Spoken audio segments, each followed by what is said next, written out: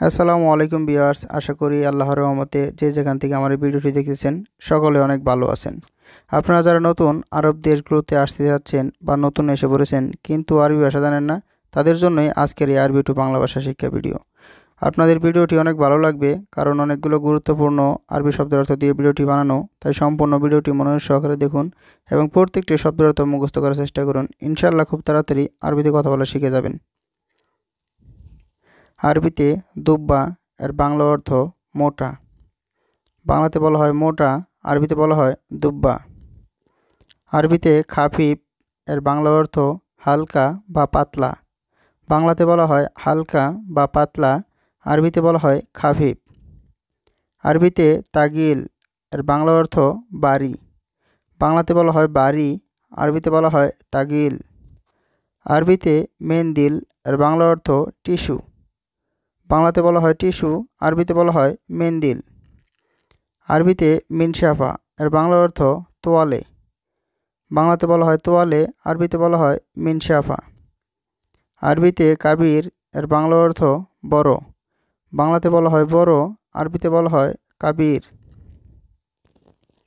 আরবিতে সাগির এর বাংলা অর্থ ছোট। বাংলাতে বলা হয় ছোট, আরবিতে বলা হয় সাগির।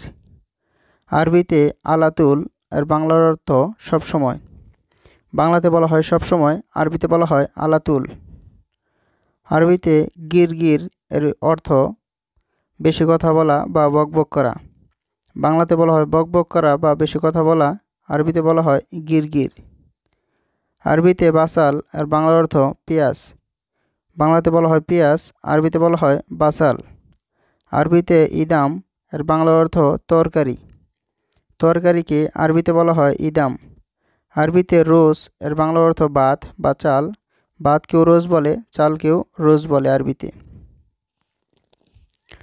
আরবিতে মারাক আর বাংলা অর্থ তরকারির ঝোল। বাংলাতে বলা হয় তরকারির ঝোল, আরবিতে বলা হয় মারাক। মারাক অর্থ ঝোল। আরবিতে মাগাস আর বাংলা অর্থ কাশি বা কেসি। কোনো কিছু কাটার যে ধান কাটার যে কাশিগুলো আছে এবং কি চুল কাটার যে কেসিগুলো আছে, ওগুলোকে আরবিতে বলা হয় মাগাস। আরবিতে মিরা এর বাংলা অর্থ আয়না। বাংলাতে বলা হয় আয়না, আরবিতে বলা হয় মিরা। আরবিতে সুপ এর বাংলা অর্থ দেখা। বাংলাতে বলা হয় দেখা, আরবিতে বলা হয় সুপ। আরবিতে মাফি সুপ এর বাংলা অর্থ দেখি নাই। দেখি নাই, আরবিতে বলা হয় মাফি সুপ। আরবিতে মাফি মালুম, বাংলা অর্থ জানি না। বাংলাতে বলা হয় জানি না, আরবিতে বলা হয় মাফি মালুম। আরবিতে আরাবিয়া এর বাংলা অর্থ টলি। বাংলাতে বলা হয় টলি, আরবিতে বলা হয় আরাবিয়া। আরবিতে কিস এর বাংলা অর্থ পলিথিন। বাংলাতে বলা হয় পলিথিন, আরবিতে বলা হয় কিস। আরবিতে কোরেক এর বাংলা অর্থ বেলচা। যেগুলো দিয়ে বালু কাটা হয় বা বালু তোলা হয়, ওই বেলচাকে আরবিতে বলা হয় কোরেক।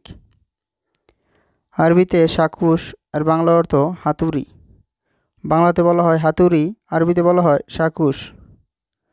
আরবিতে মিসমার এর বাংলা অর্থ পেরাক, বা যে লোহাগুলো আছে আমরা কাঠের মধ্যে ডাবাই, ওগুলাকে বলা হয় মিসমার।